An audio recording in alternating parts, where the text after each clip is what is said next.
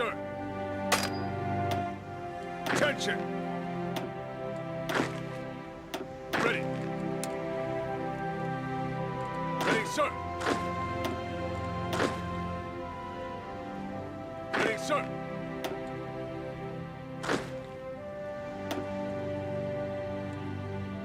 Yes, sir.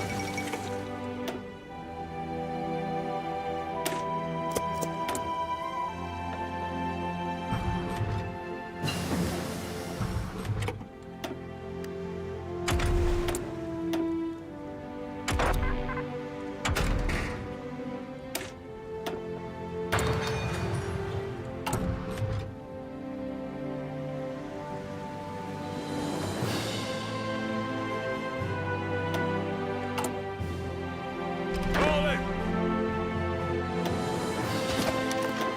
Ready, sir.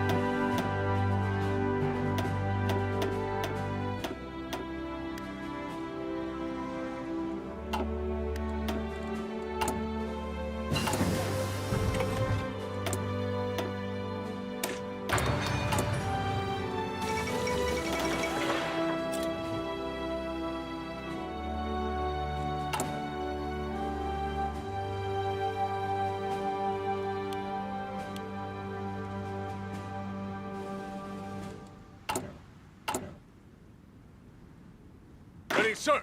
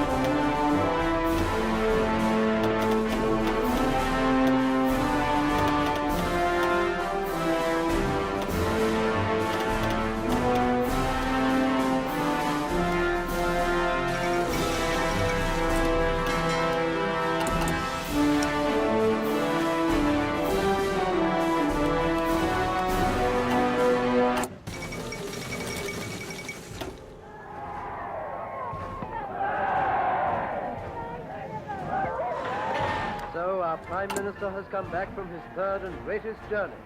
And he said, that the settlement of the Czechoslovakian problem, which has now been achieved, is, in my view, only the prelude to a larger settlement in which all Europe may find peace.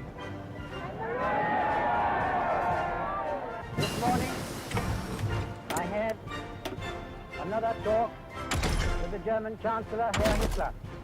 And here is the paper which bears his name upon it as well as mine.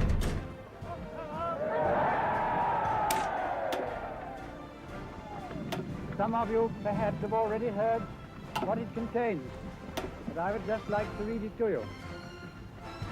We, the German Führer and Chancellor, and the British Prime Minister have had a further meeting today and are agreed in recognizing that the question of Anglo-German relations is of the first importance for the two countries and for Europe. We regard the agreement signed last night and the Anglo-German naval agreement as symbolic of the desire of our two peoples never to go to war with one another again. We are resolved that the method of consultation shall be the method adopted to deal with any other questions that may concern our two countries, and we are determined to continue our efforts to remove possible sources of difference and thus to contribute to assure the peace of Europe.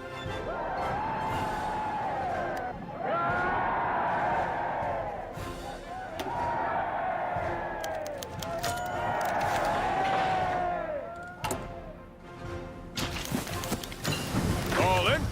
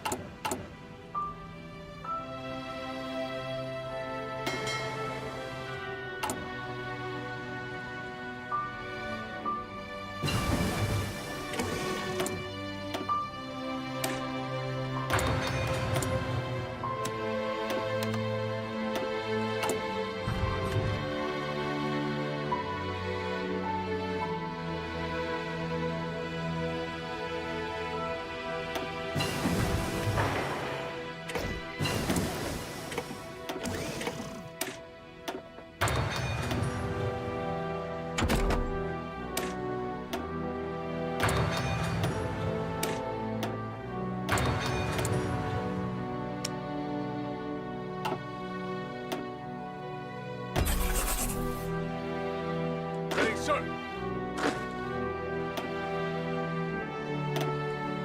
Attention.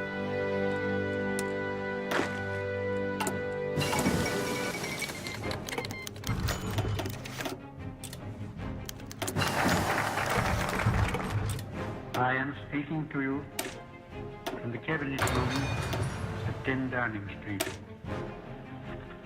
This morning, the British ambassador in Berlin handed the German government a final note stating that unless we heard from them by 11 o'clock, that they were prepared at once to withdraw their troops from Poland, a state of war would exist between us. I have to tell you now that no such undertaking has been received, and that consequently this country is at war with Germany. You can imagine what a bitter blow it is to me that all my long struggle to win peace has failed. Yet I cannot believe that there is anything more or anything different that I could have done and that would have been more successful. Up to the very last, it would have been quite possible to have arranged a peaceful and honorable settlement between Germany and Poland. But Hitler would not have it. He had evidently made up his mind to attack Poland whatever happened. And although he now says he put forward reasonable proposals which were rejected by the Poles, that is not a true statement. The proposals were never shown to the Poles, nor to us. And though they were announced in the German broadcast on Thursday night, Hitler did not wait to hear comments on them, but ordered his troops to cross the Polish frontier the next morning. His action shows convincingly that there is no chance of expecting that this man will ever give up his practice of using force to gain his will. He can only be stopped by force. And we in France are today, in fulfillment of our obligation, going to the aid of Poland, who is so bravely resisting this wicked and unprovoked attack upon her people. We have a clear conscience. We have done all that any country could do to establish peace. The situation in which no word given by Germany's ruler could be trusted, and no people or country could feel itself safe, had become intolerable. And now that we have resolved to finish it, I hope you will all play your part with calmness.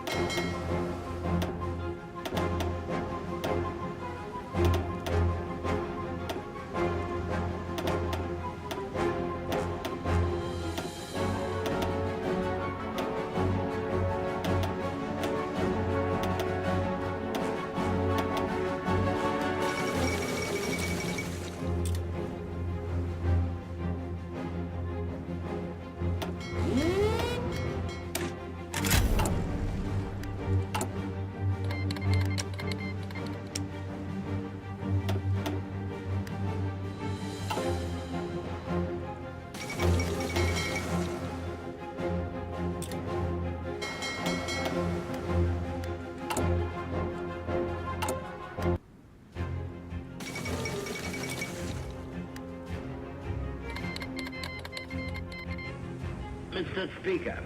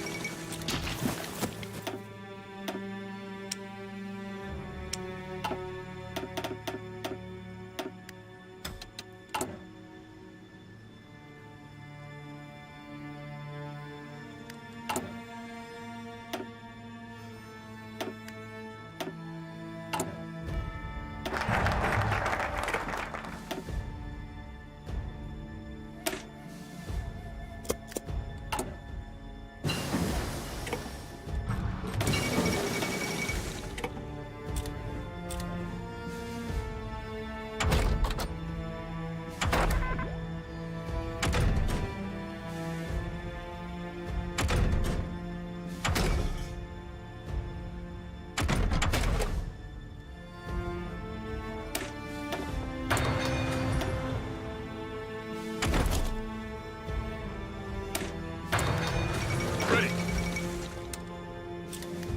Ready.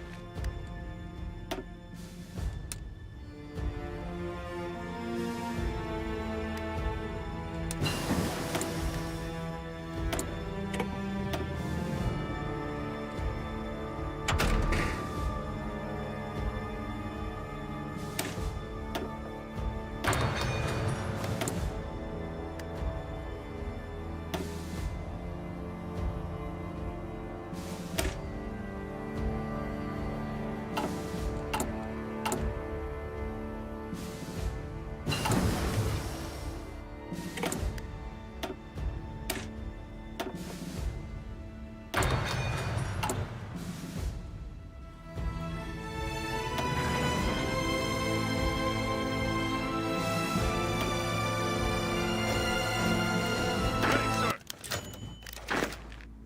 Attention.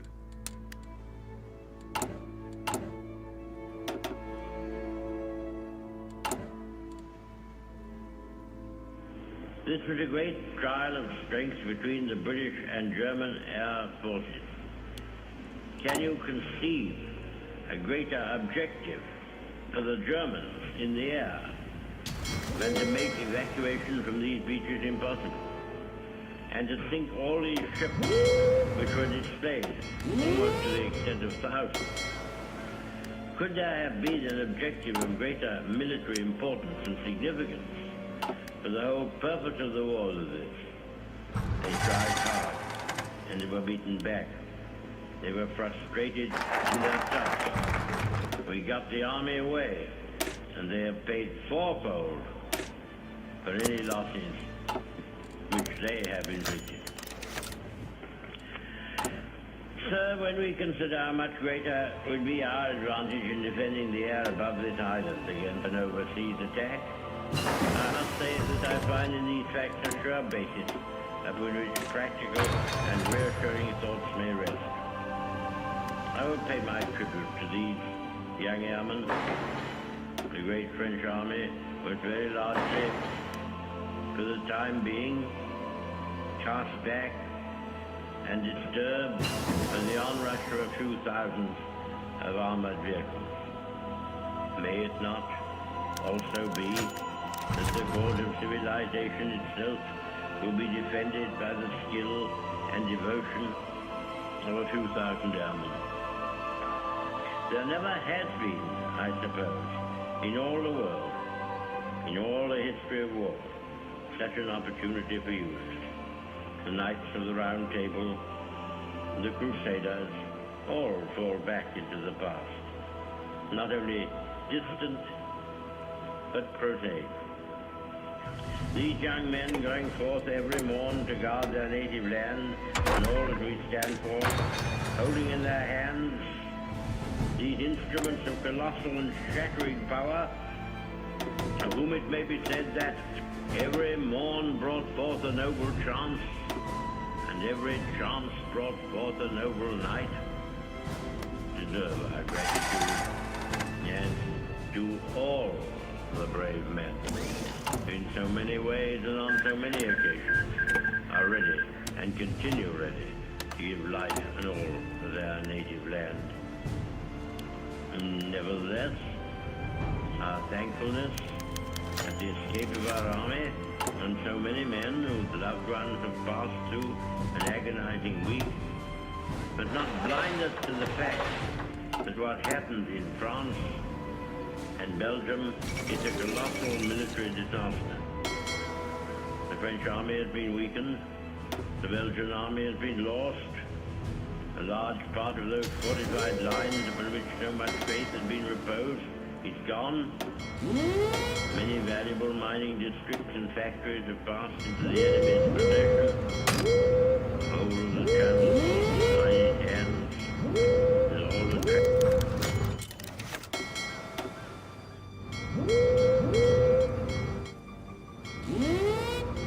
Mr. Speaker, the disastrous military events which have happened during the past fortnight have not come to me with any sense of surprise. Indeed, I indicated a fortnight ago, as clearly as I could to the House, that the worst possibilities were open. And I made it perfectly clear that whatever happened in France would make no difference to the resolve of Britain and the British Empire to fight on, if necessary for years, if necessary alone. I have thought it right on this occasion to give the House and the country some indication of the solid, practical ground upon which we base our inflexible resolve to continue the war. There are a good many people who say, never mind, win or lose, sink or swim, better die than submit to tyranny, and such a tyranny. And I do not dissociate myself from them. But I can assure them that our professional advisors of the three services unitedly advise that we should carry on the war, and that there are good and reasonable hopes of final victory. We have fully informed and consulted all the self-governing dominions. These great communities, far beyond the oceans, who have been built up on our laws and on our civilization, and who are absolutely free to choose their course, but are absolutely devoted to the ancient motherland, and who feel themselves inspired by the same emotions which lead me to stake our all upon duty and honor. Yes, sir. We do not yet know what will happen in France, or whether the French resistance will be prolonged, both in France and in the French Empire overseas. The French government will be throwing away great opportunities and casting adrift their future if they do not continue the war in accordance with their treaty obligations, from which we have not felt able to release them. The House will have read the historic declaration in which it is the desire of many Frenchmen and of our own hearts we have proclaimed our willingness at the darkest hour in French history to conclude a union of common citizenship in this struggle.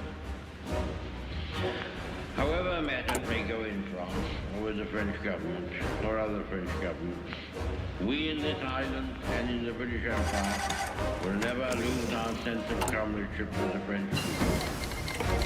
If we are now called upon to endure what they have been suffering, we shall emulate their courage. And if final victory rewards our toils, they shall share the gain. Aye, and freedom shall be restored to all. We abate nothing of our just demand. Not one jot or tittle do we recede. Czechs, Poles, Norwegians, Dutch, Belgians have joined their causes to our own. All these shall be restored. But General Weygand calls the Battle of France is over. I expect that the Battle of Britain is about to begin. Upon this battle depends the survival of Christian civilization. To upon it depends our own British life and the long continuity of our institutions and our industry. The whole fury and might of the enemy must very soon be turned on us. Hitler knows that he will have to break us in this island or lose the war. If we can stand up to him, all Europe may be free, and the life of the world may move forward in broad, sunlit uplands. But if we fail, then the whole world, including the United States, including all that we have known and cared for, will sink into the abyss of a new dark age, made more sinister and perhaps more protracted by the lights of perverted silence. Let us, therefore, brace ourselves to our duty. So bear ourselves that if the British Empire and its Commonwealth lost for 1,000 years, men will still say, this was their finest hour.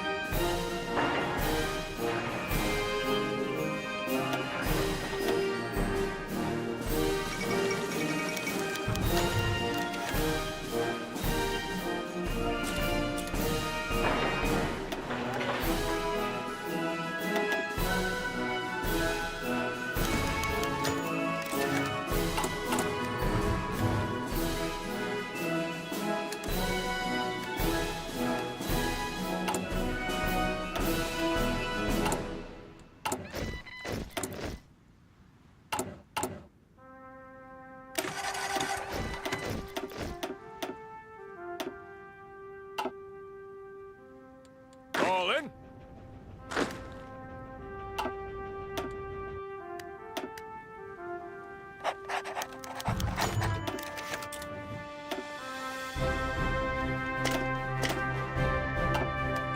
Ready.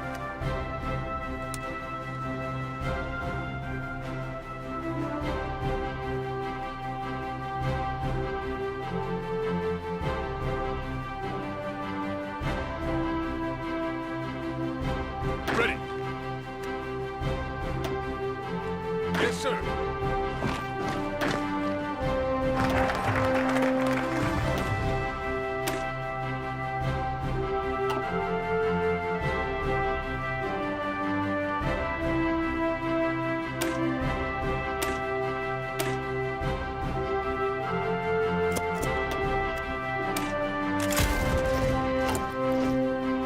All in?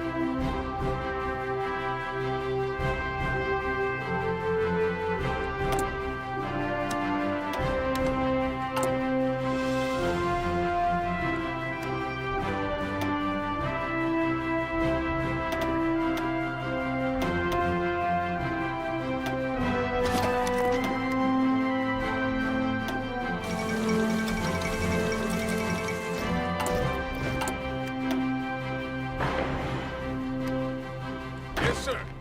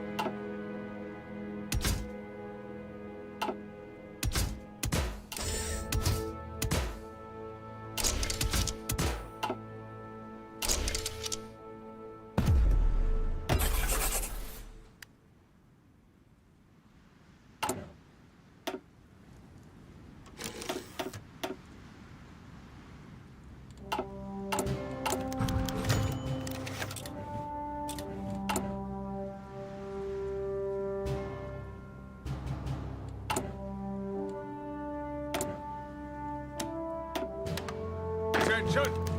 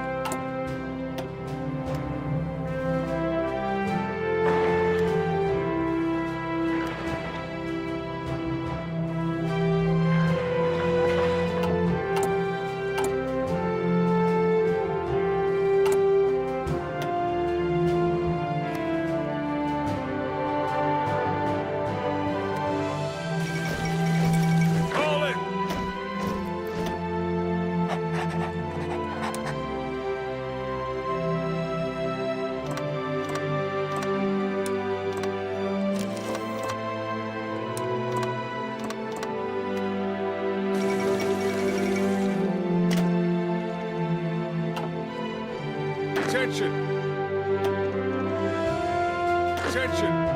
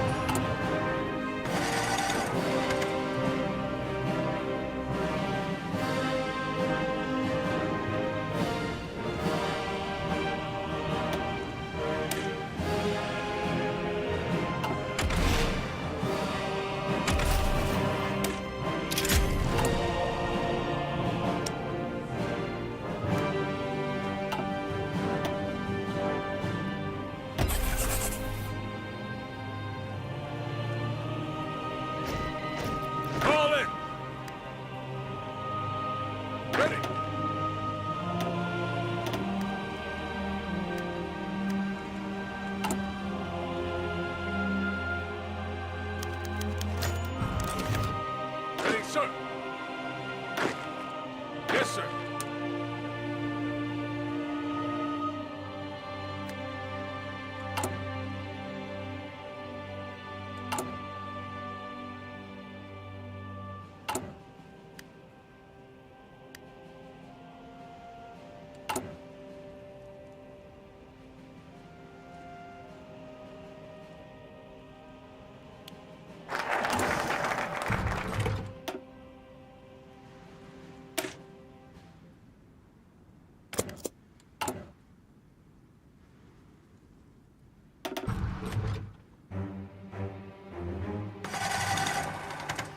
Attention!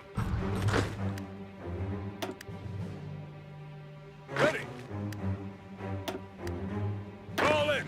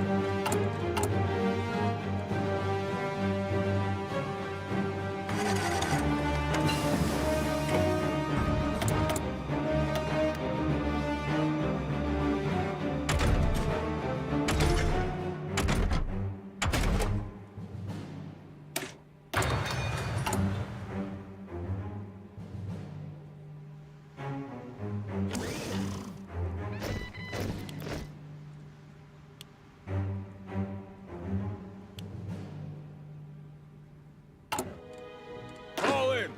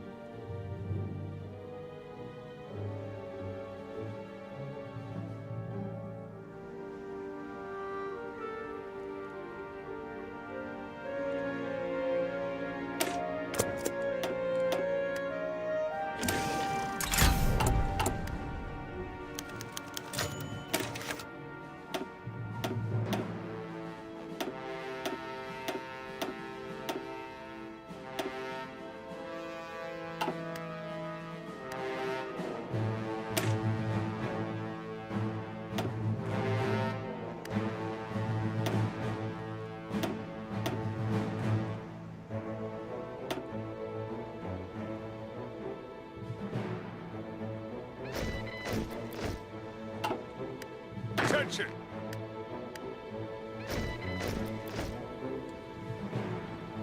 Ready, sir!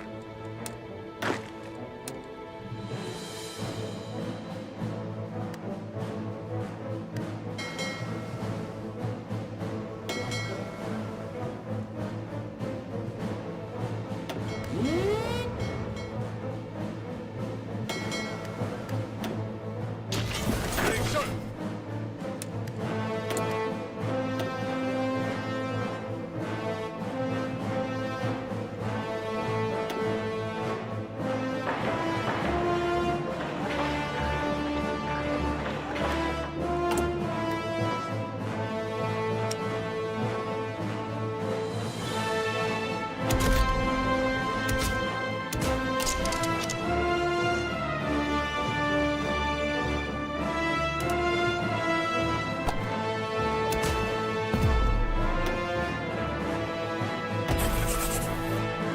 Attention!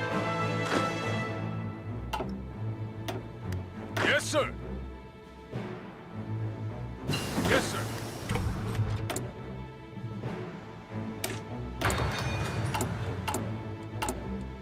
Ready, sir!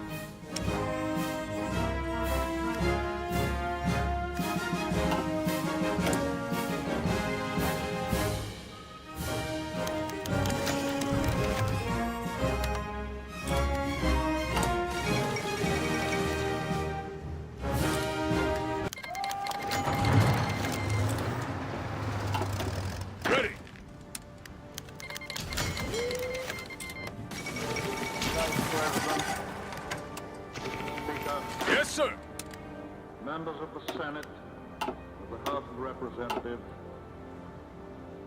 Yesterday, December Yes, sir. 7th, 1941, a date which will live in infamy. The United States of America was suddenly and deliberately attacked Attention! by naval and air forces of the Empire of Japan. All in? The United States was at peace Yes, sir. with that nation. And at solicitation of Japan, still in conversation with its government and its emperor, looking toward the maintenance of All in. peace in the Pacific. Indeed, 1 hour after Japanese air squadrons had commenced bombing in the American island of Oahu, the Japanese ambassador to the United States and his colleague delivered to our Secretary of State a Attention! formal reply to a recent American Attention! message. While this reply stated that it seemed useless to continue the existing diplomatic negotiations, it contained Attention! no hint of war or All in. armed attack. It will be recorded that the distance of Hawaii from Japan makes it obvious that the attack was deliberately planned many days or even weeks ago. During the intervening time, the Japanese government has deliberately sought to deceive the United States by false statements and expressions of hope for continued peace. The attack yesterday on the Hawaiian Islands has caused severe damage Ready! to American naval and military forces. All in? I regret to tell you that very many American lives have been lost. In addition, American ships have been reported torpedoed Yes, on the sir. high seas between San Francisco and Honolulu. Yesterday, Yes, sir. the Japanese government also launched an attack against Malaya. Last night, Japanese forces attacked Hong Kong. Last night, Japanese forces attacked Guam. Last night, Japanese forces attacked the Philippine Islands. Last night, the Japanese attacked Wake Island. And this morning, the Japanese attacked Midway Island. Japan has therefore undertaken a surprise offensive extending throughout the Pacific area. The facts of yesterday and today speak for themselves. The people of the United States have already formed their opinions and well understand the implications to the very life and safety of our nation. As Commander-in-Chief of the Army and Navy, I have directed that all measures be taken for our defense, but always will our whole nation remember the character of the onslaught against us.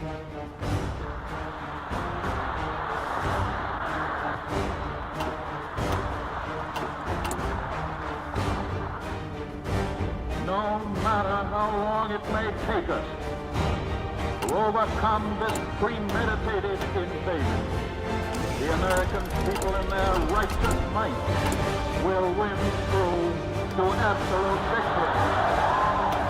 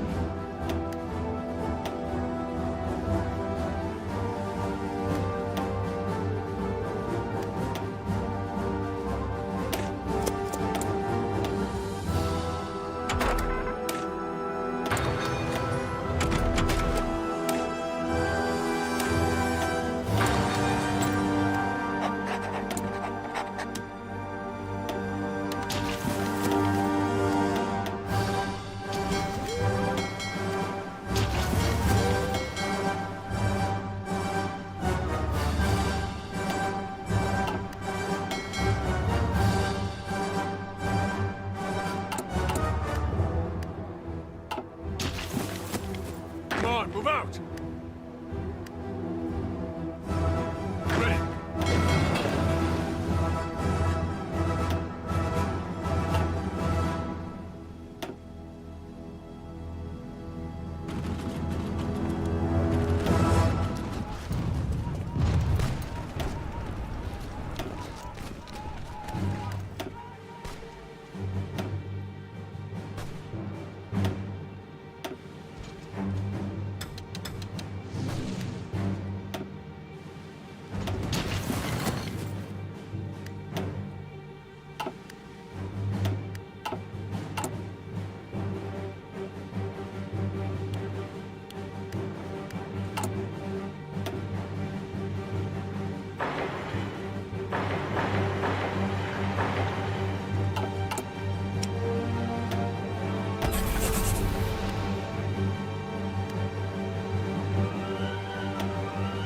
Ready!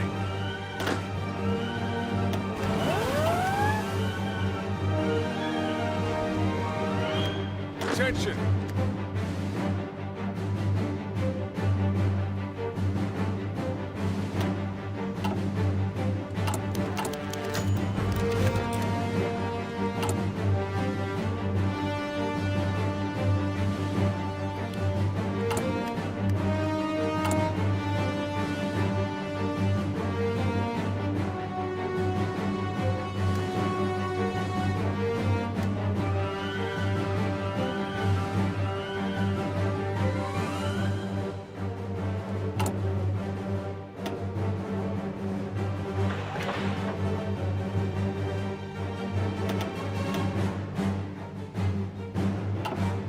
Ready!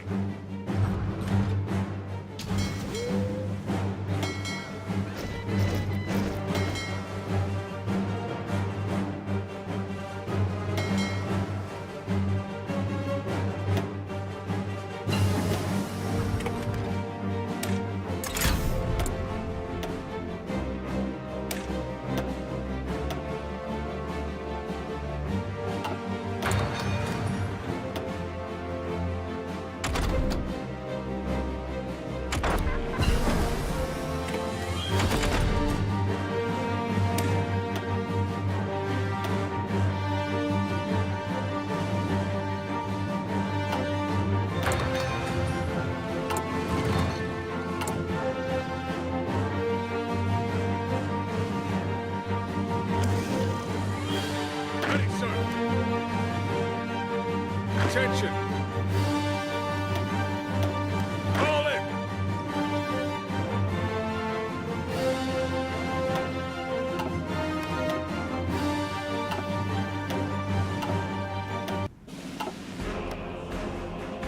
Малодушие, от беспечности, от настроения мирного строительства.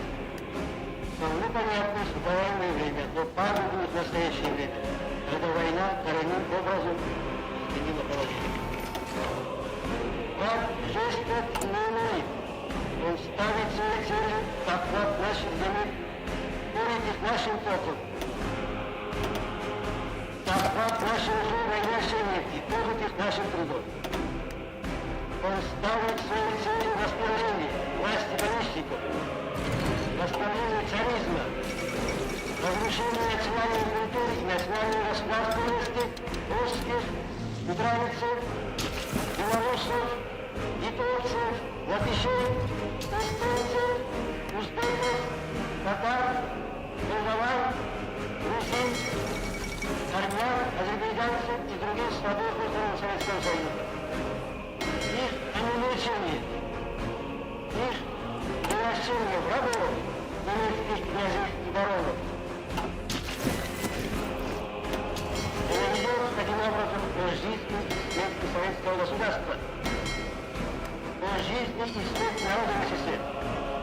О том, быть народом Советского Союза свободным или даст порабощение. Нужно, чтобы советские люди поняли, Yes, sir! перестали быть беззаботными, чтобы они мобилизовали себя и перестроили свою работу на новый военный лад, не знающий пощады врагов. Необходимо войне, чтобы в наших рядах не было места критикам, трусишкам и трусам, паникерам и дезертирам, чтобы наши люди не знали страха в борьбе, самоотверженно шли на нашу отечественную освободительную войну против фашистских проводителей. Великий Ленин, создавший наше государство, говорил, что основным качеством советских людей должно быть храбрость, отвага, незнание страха в борьбе, готовность биться вместе с народом против врагов нашей Родины. Необходимо, чтобы это великолепное качество большевика стало достоянием миллионов и миллионов Красной Армии, нашего Красного флота и всех народов Советского Союза. Мы должны немедленно перестроить всю нашу работу на военный лад, все подчинить интересам фронта и задачам организации разгрома врага. Народы Советского Союза видят теперь, что германский фашист неукротим в своей бешеной злобе и ненависти к нашей Родине, обеспечивающей всем трудящимся свободный труд и благосостояние. Народы Советского Союза должны подняться на защиту своих прав, своей земли, против врага. Настояние, Красный флот и все граждане Советского Союза должны отстаивать каждую пять советской земли. Драться до последней капли крови за наши города и села, проявлять смелость, инициативную смелку, свойственную нашему народу.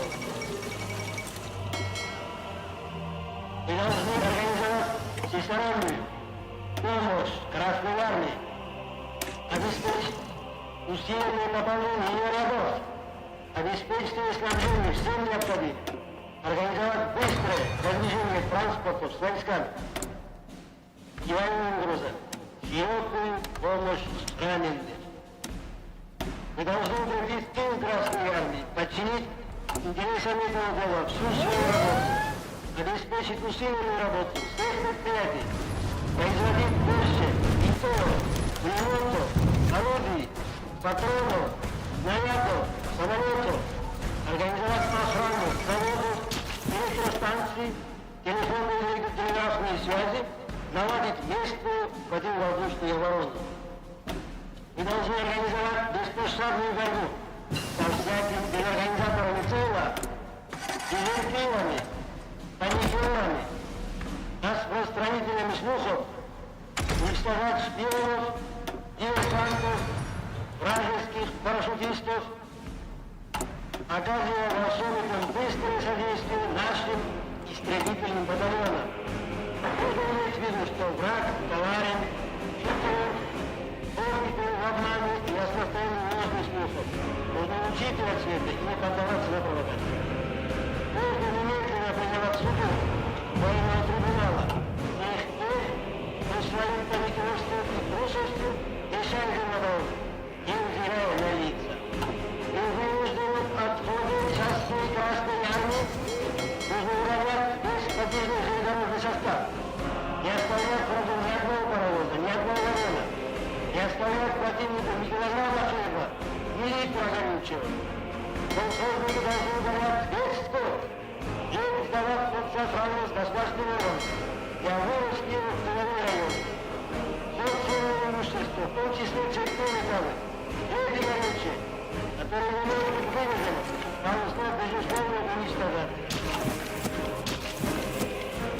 Для некоторых врагов района нужно создавать партизанские отряды, полные и пешие, создавать диверсионные группы для борьбы с частями вражеской армии, для разжигания партизанской войны всюду и везде, для взрыва мостов, дорог, общей телефонной и телеграфной связи, для поджога лесов, лагов, обозов, захваченных районах создавать невыносимые условия для врага и встречных особняков, преследовать и уничтожать их на каждом шагу, срывать все их мероприятия.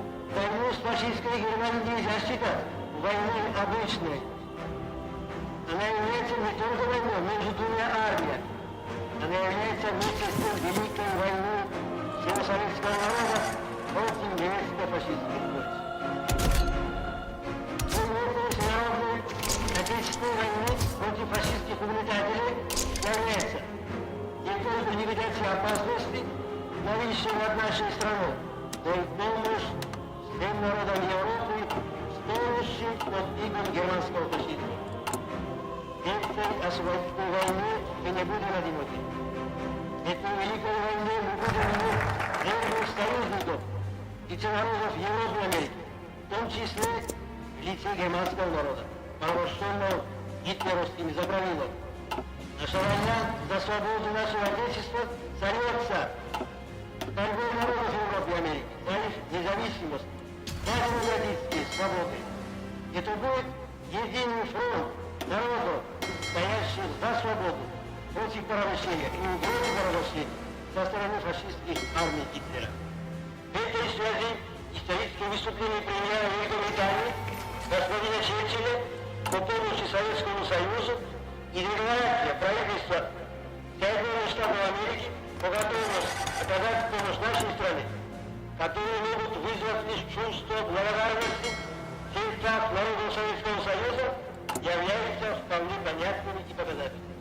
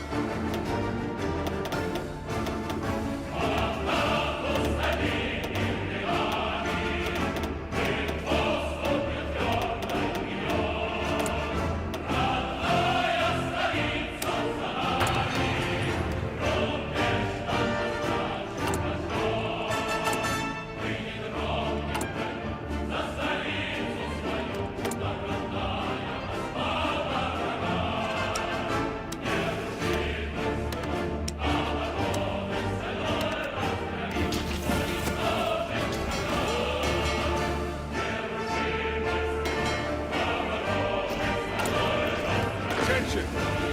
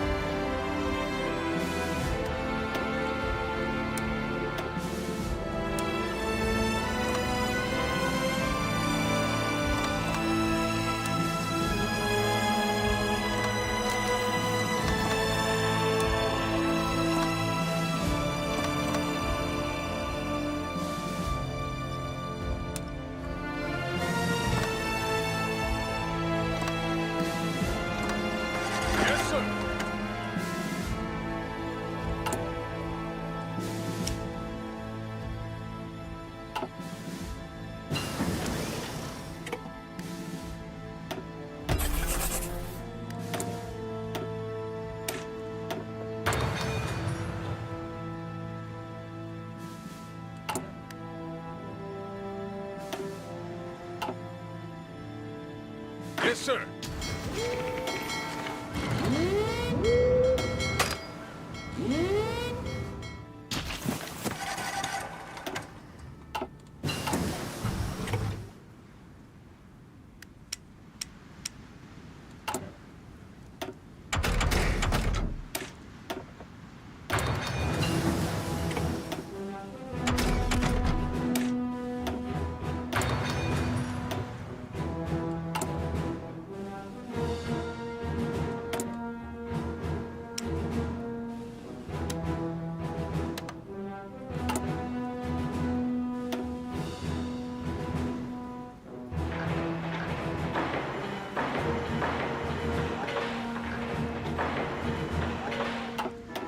Yes, sir.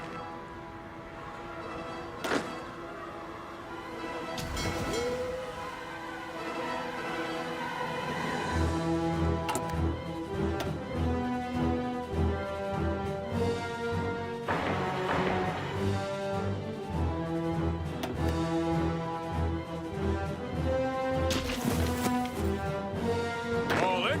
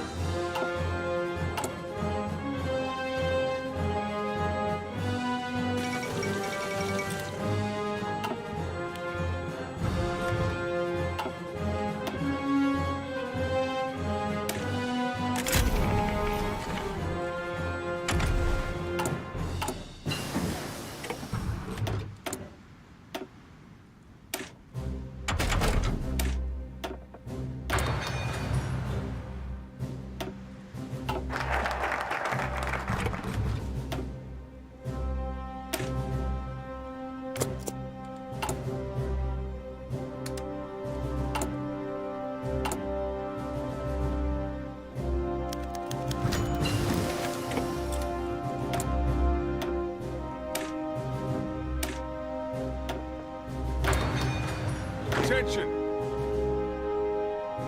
Yes, sir.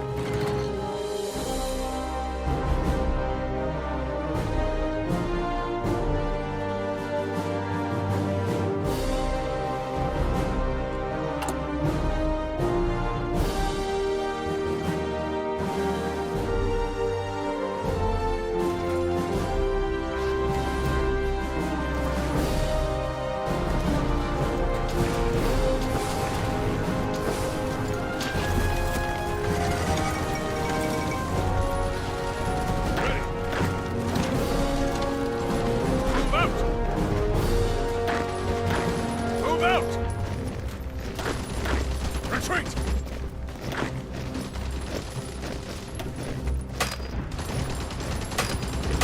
Fall back.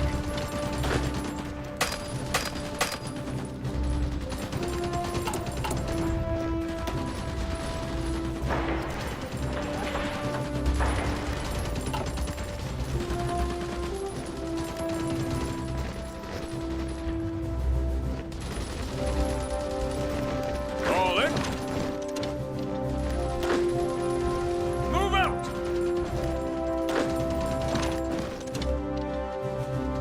All in.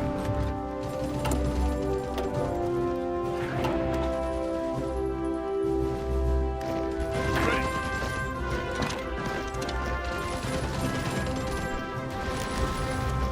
Ready.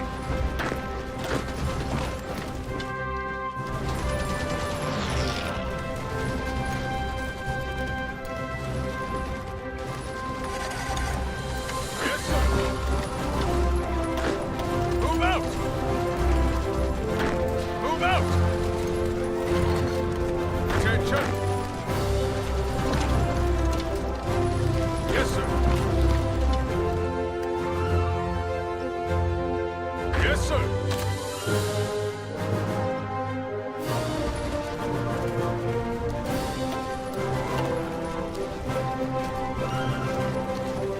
Yes, sir. Attention. Attention.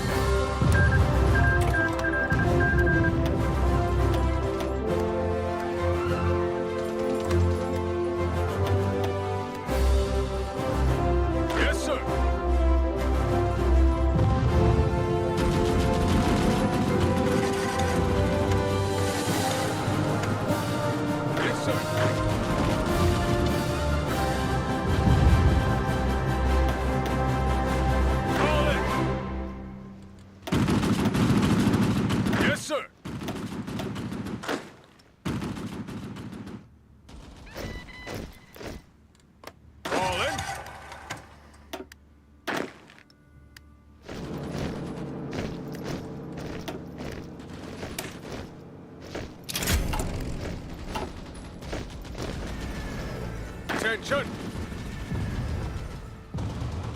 Ready, sir!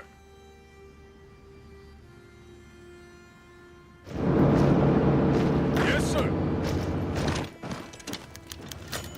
Move out! Ready! Yes, sir!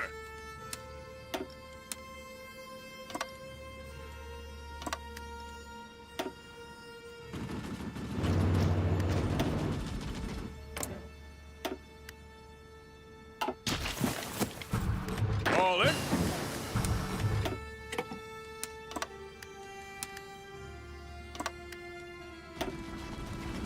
Attention.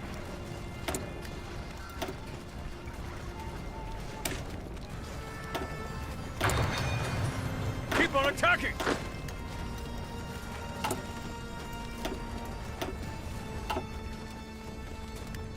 Yes, sir.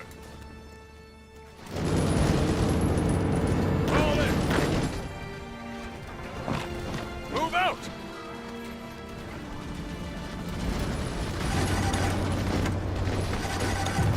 Attention!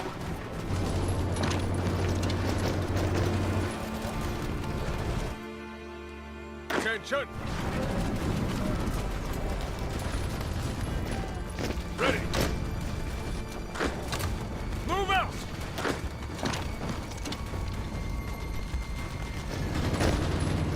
Yes, sir!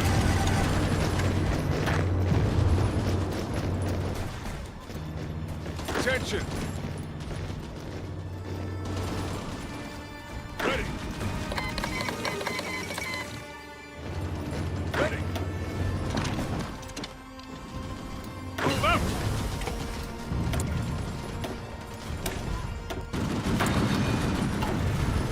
Yes, sir! Move out!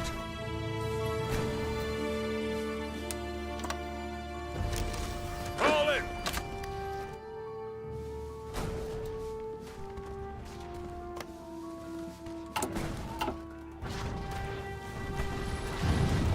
Attention! Move out!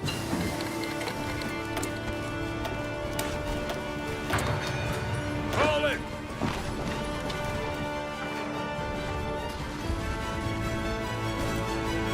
All in!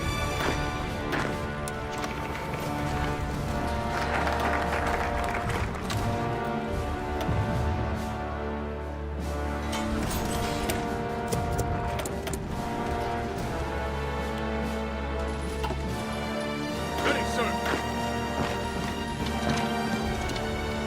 Ready!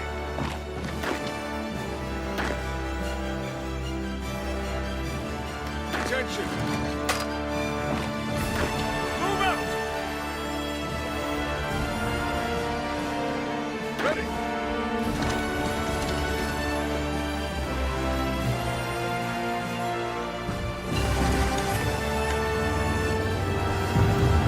Ready!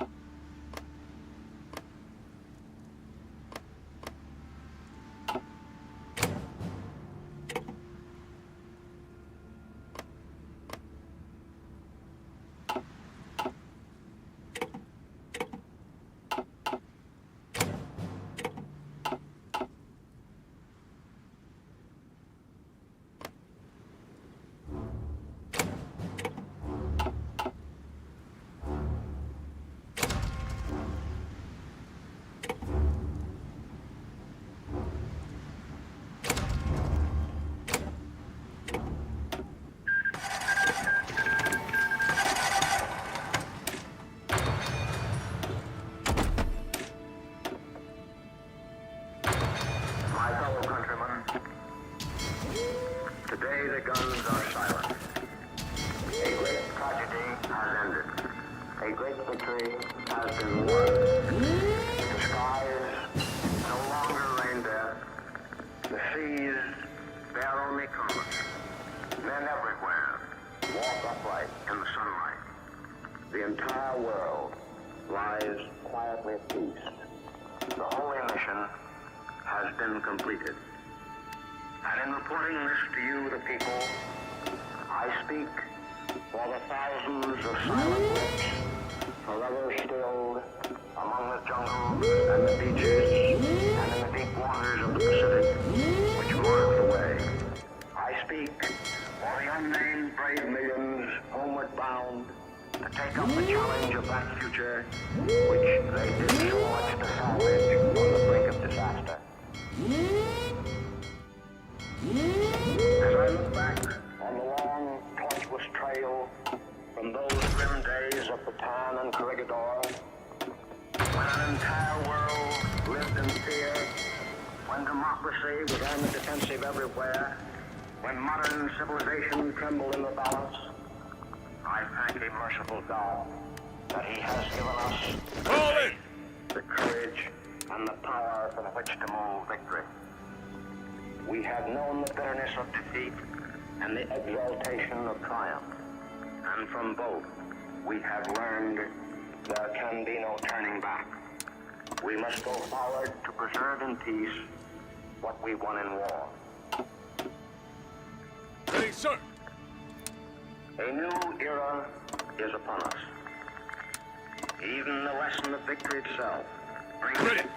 profound concern, both for our future security and the survival of civilization. Ready! The destructiveness of the war potential through progressive advances in scientific discovery has, in fact, now reached a point which revises the traditional concept of war.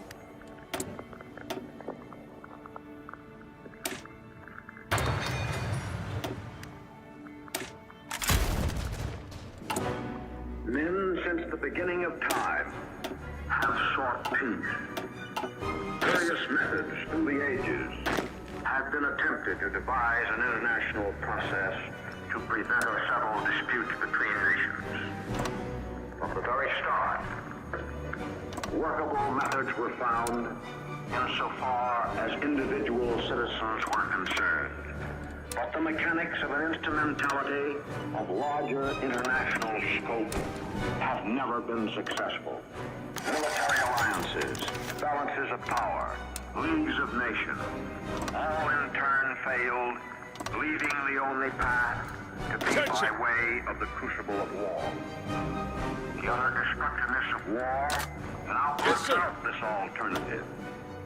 We have had our last chance. If we do not devise some greater and more equitable system, Armageddon will be at our door. The problem, basically, is theological and involves a spiritual recrudescence and improvement of human character that will synchronize with our almost matchless advance in science, art, literature, and all material and cultural developments of the past 2,000 years. It must be of the spirit if we are to save the flesh.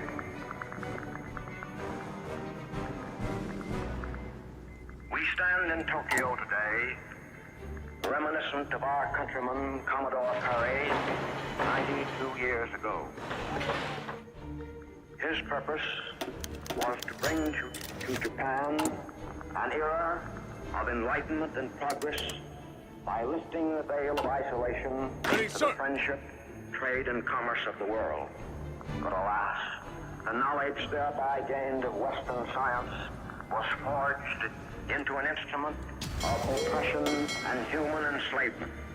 Freedom of expression, freedom of action, even freedom of thought were denied through suppression of liberal education, through appeal to superstition, and through the application of force. We are committed by the Potsdam Declaration of Principles to see that the Japanese people are liberated from this condition of slavery.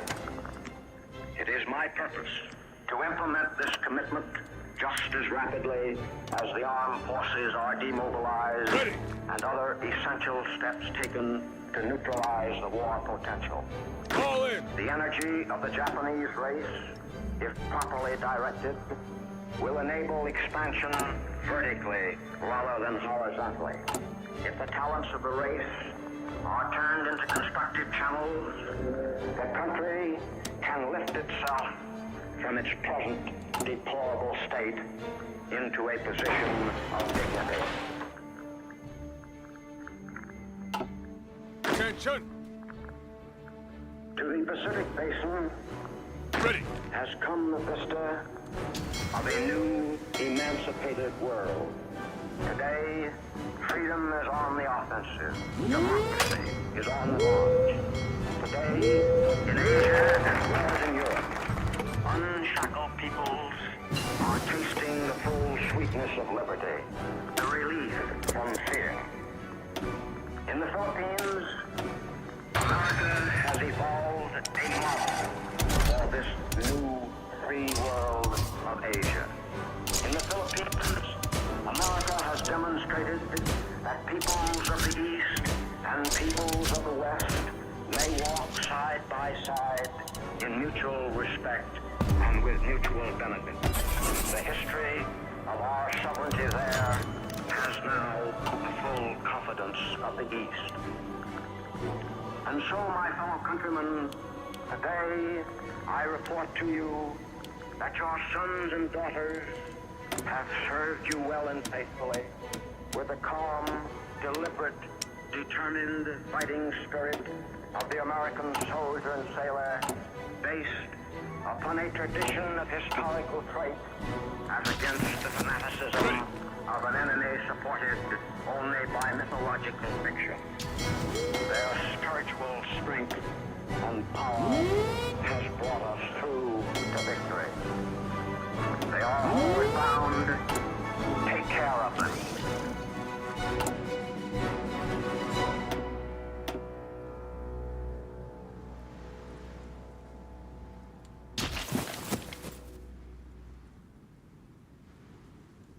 Ready.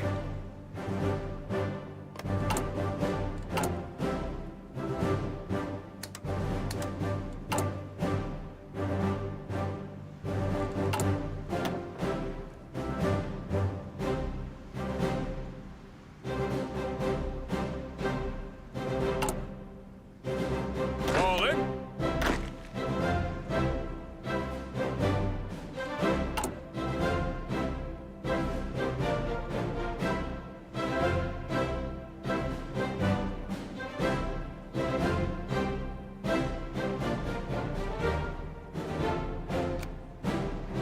Ready.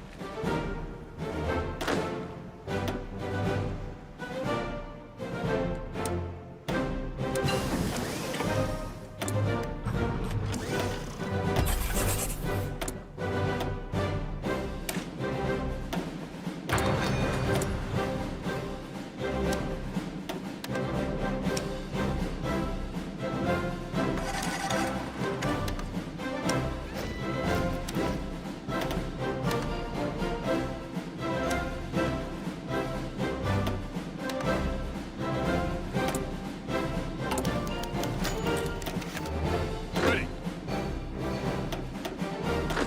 Ready, sir.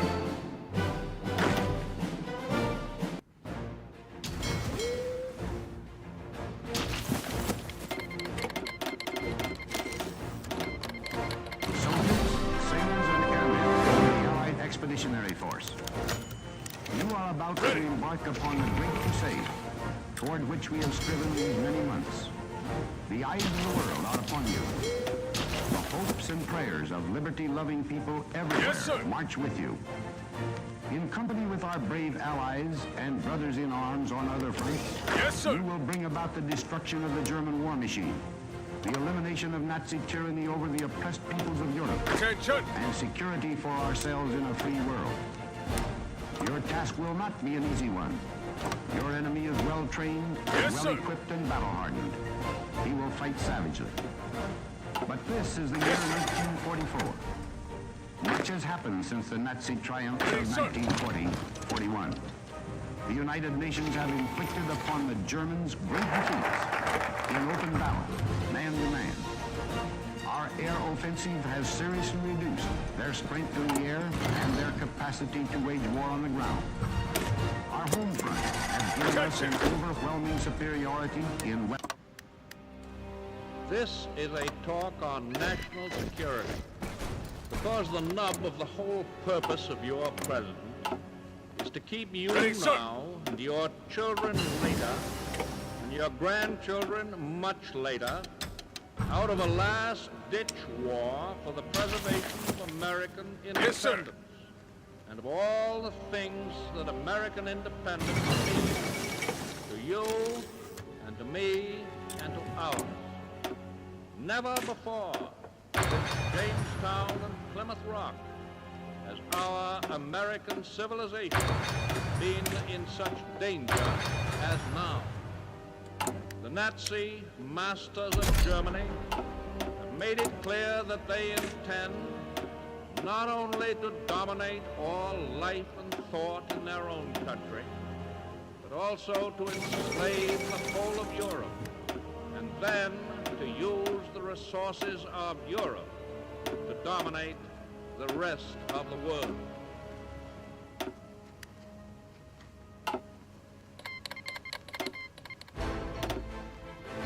In view of the nature of this undeniable threat, it can be asserted properly and categorically that the United States has no right or reason to encourage talk of peace until the day shall come when there is a clear intention on the part of the aggressor nations to abandon all thought of dominating or conquering the world. The forces of the states that are leagued against all people who live in freedom are being held away from our shores. All in. The Germans and Italians are being blocked on the other side of the Atlantic by the British, All in. by the Greeks, and by thousands of soldiers and sailors Yes, sir. who are able to escape from Ready, sir. subjugated countries. The Japanese are being engaged in China, in Asia, by the Chinese nation in another great defense. In the Pacific Ocean is our fleet, a gun loaded with All in. explosive bullets, economic as well as military.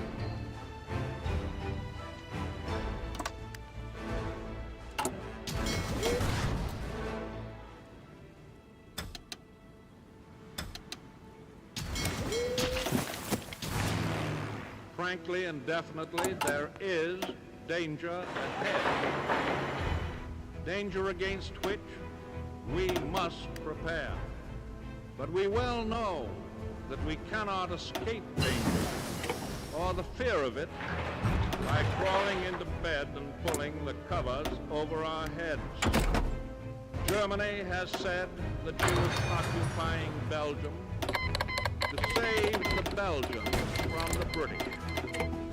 Would she hesitate then to say to any South American country, we are occupying you to protect Yes, you sir. from aggression by the United States?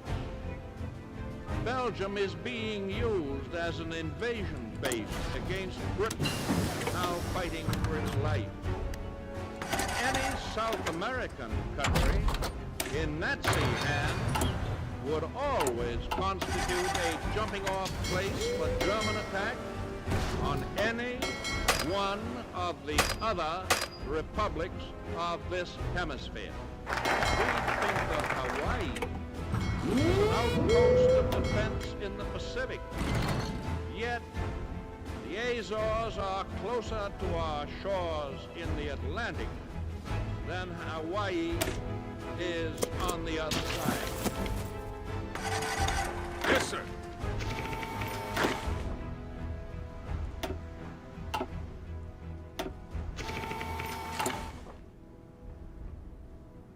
There are those never have any desire to attack the Western Hemisphere. This is the same dangerous form of wishful thinking which has destroyed the powers of resistance of so many conquered people. Let us no longer blind ourselves to the undeniable fact that the evil forces which have crushed, undermined, and corrupted so many others are already within our own gates. Your government knows much about them, and every day is ferreting them out. Their secret emissaries are active in our own and neighboring countries. They seek to stir up suspicion and dissension, to cause internal strife. They try to turn capital against labor and vice versa. They try to reawaken long slumbering racial and religious enmities, which should have no place in this country. And there are also American citizens, many of them in high places, who unwittingly, in most cases, are aiding and abetting the work of these agents. I do not charge these American citizens with being foreign agents, but I do charge them with doing exactly the kind of work that the dictators want done in the United States. The experience of the past 2 years has proven beyond doubt that no nation can appease the Nazis. No man can tame a tiger into a kitten by stroking it. There can be no appeasement with ruthlessness. There can be no reasoning with an incendiary bomb.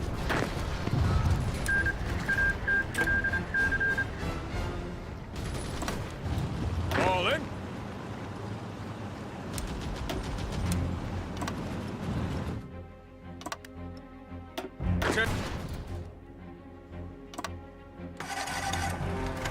Move out!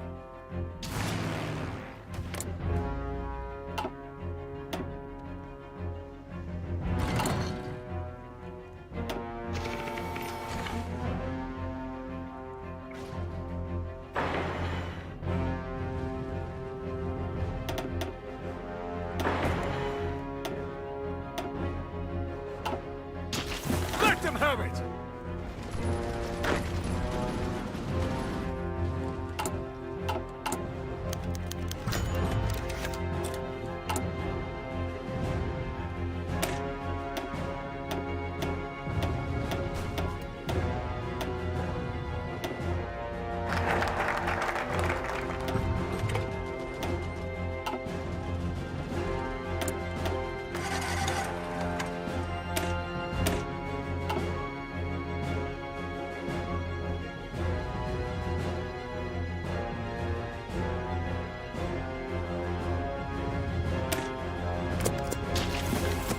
Move out!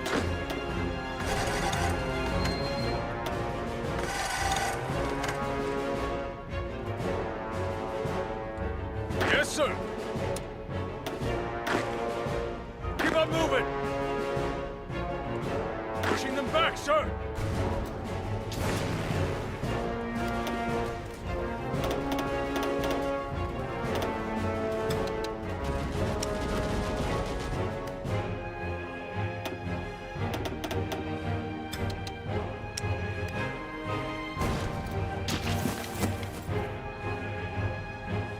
Keep on moving!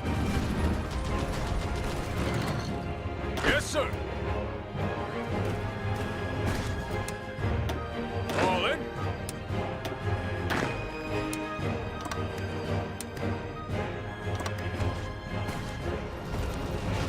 Keep on moving!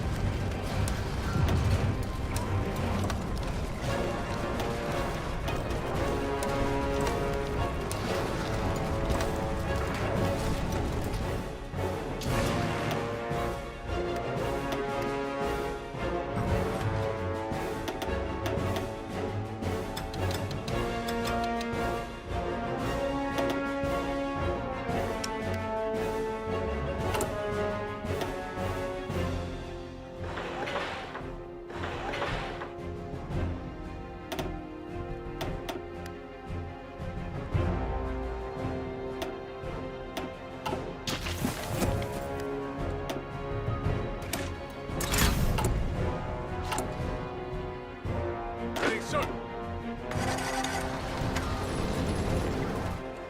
Ready.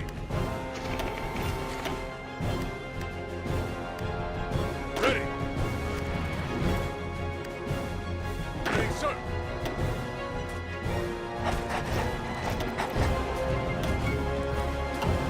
Ready.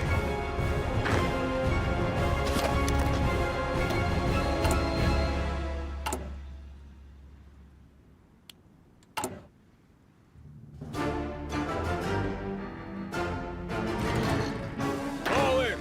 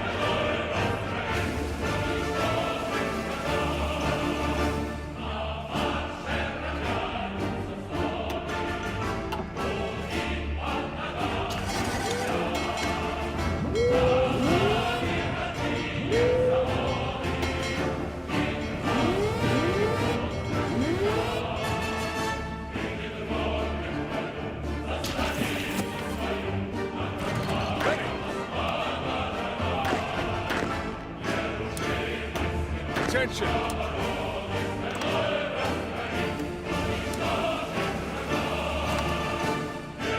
Yes, sir.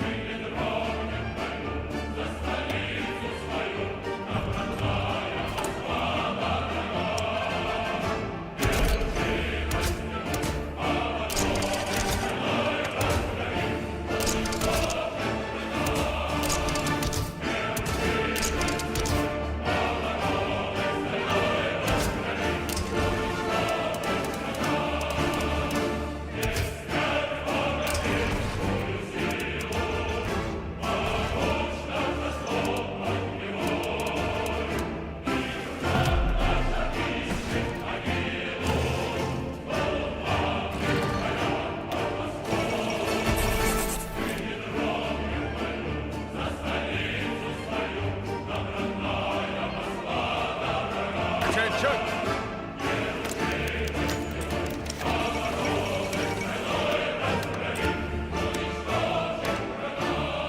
Ready, sir.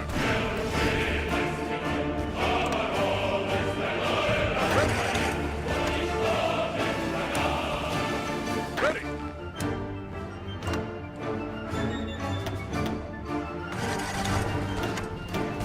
Keep on moving. Move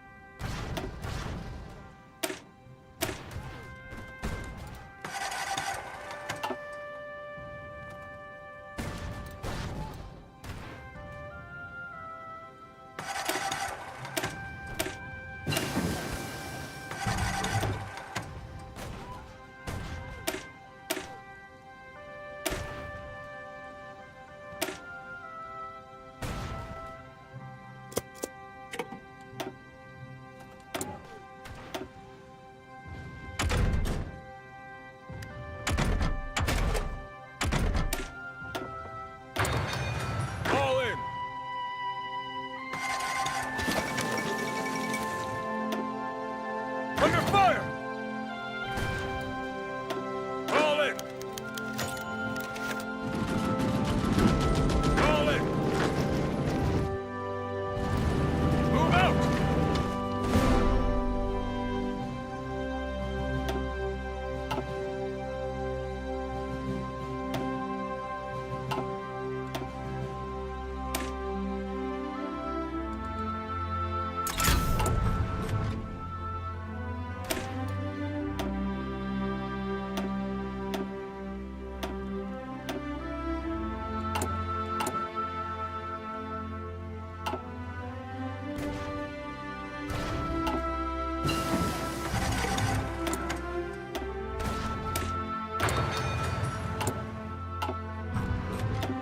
Pushing them back, sir!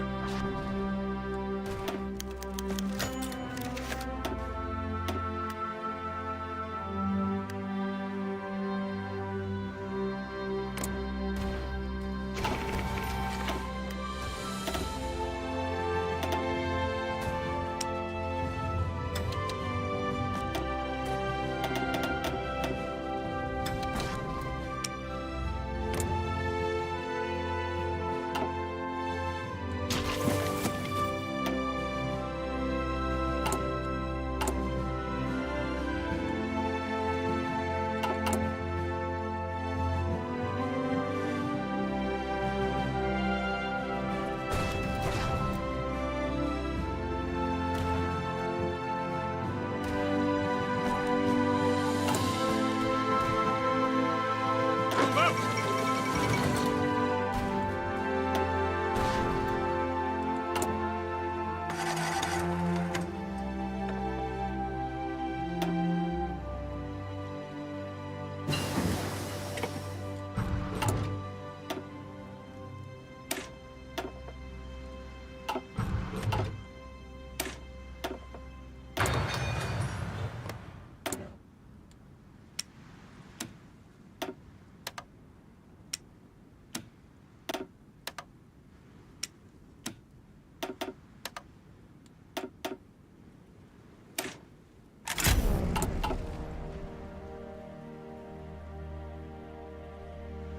Yes, sir.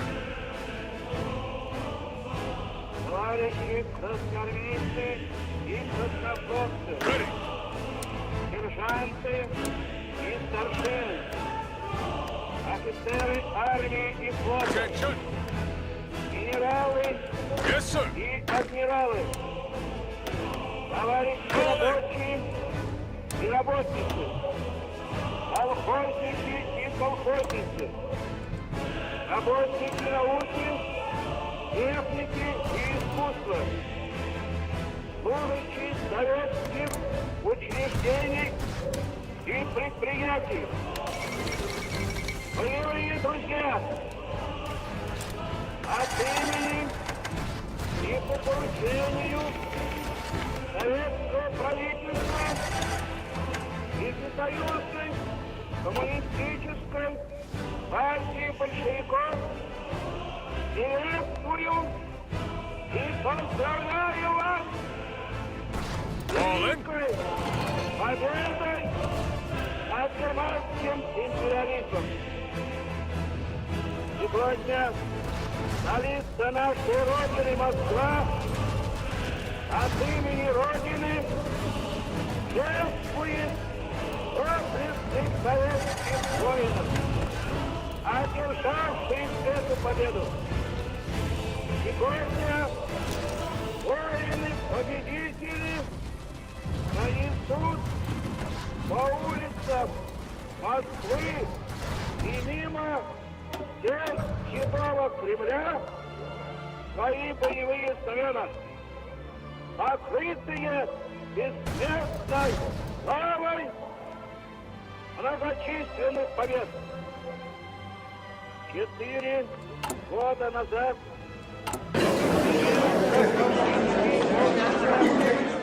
разбойники напали на нашу страну. Советский народ вынужден был оставить мирный труд и взяться за оружие, чтобы отстоять честь, свободу независимость своего Отечества. Война с фашистской Германией этим коварным и сильным врагом явилась для нас тяжелым и грозным испытанием. Однако наш советский народ, наша Красная Армия не падали духом. Отразив натиск немецких войск, Красная Армия перешла в решительное наступление, очистила от врага советскую землю, перенесла войну на территорию Германии, нагло разгромила гитлеровскую армию и водрузила знамя победы над Берлином. Соединенными усилиями великих держав Советского Союза, Соединенных Штатов Америки и Великобритании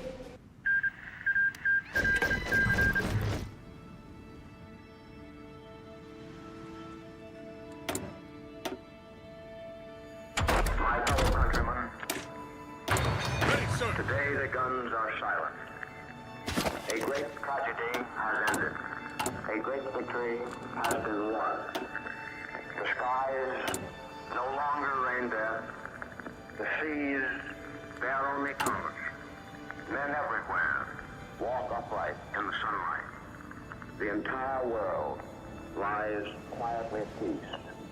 The holy mission has been completed. And in reporting this to you, the people, I speak for the thousands of silent lips forever stilled among the jungles and the beaches and in the deep waters of the Pacific, which mark the way. I speak for the unnamed brave millions homeward bound to take up the challenge of that future which they did so much to salvage from the brink of disaster. As I look back on the long, tortuous trail from those grim days of Bataan and Corregidor, when an entire world lived in fear, when democracy was on the defensive everywhere, when modern civilization trembled in the balance, I thank a merciful God that He has given us the faith, the courage, and the power from which to move victory. We have known the bitterness of defeat and the exaltation of triumph. And from both, we have learned Yes, sir. there can be no turning back. We must go forward to preserve in peace what we won in war. Fall in. A Yes, new sir. era is upon us. Even the lesson Attention. of victory itself brings it profound concern, both for Yes, our sir. future security and the survival of civilization. The destructiveness of the war potential through progressive advances in scientific discovery has, in fact, now Yes, reached sir. a point which revises the traditional concept of war.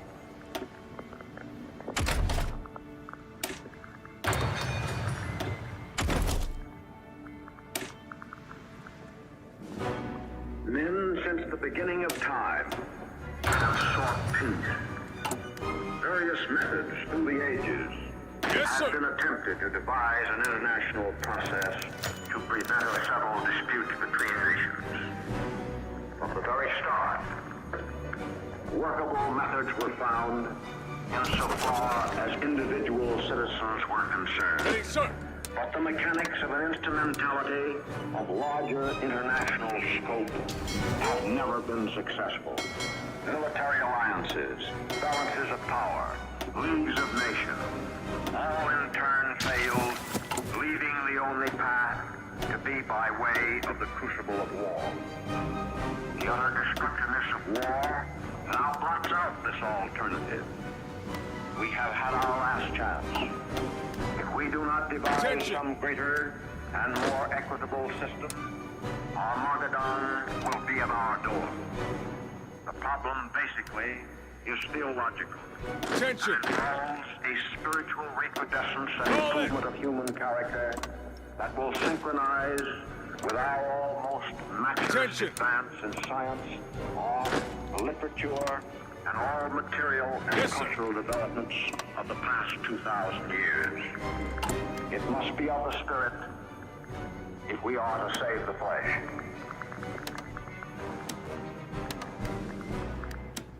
We stand in Tokyo today, reminiscent of our countryman Commodore Perry 92 years ago.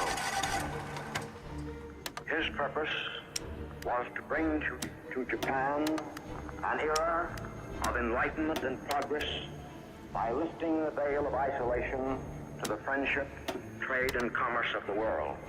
But alas, the knowledge thereby gained of Western science was forged into an instrument of oppression and human enslavement. Freedom of expression, freedom of action, even freedom of thought were denied through suppression of liberal education, through appeal to superstition, and through the application of force. We are committed by the Potsdam Declaration of Principles to see that the Japanese people are liberated from this condition of slavery. It is my purpose to implement this commitment just as rapidly as the armed forces are demobilized and other essential steps taken to neutralize the war potential. The energy of the Japanese race, if properly directed, will enable expansion vertically rather than horizontally. If the talents of the race are turned into constructive channels, the country can lift itself from its present deplorable state into a position of dignity.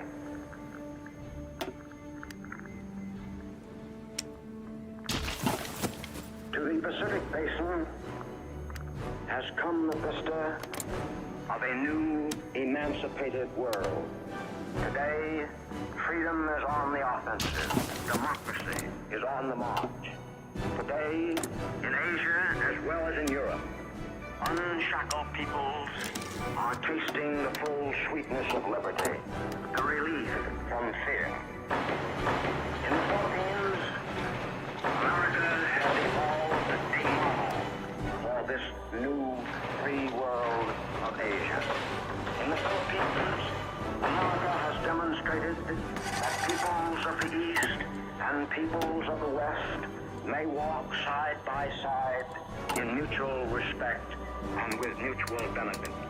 The history of our sovereignty there has now the full confidence of the East.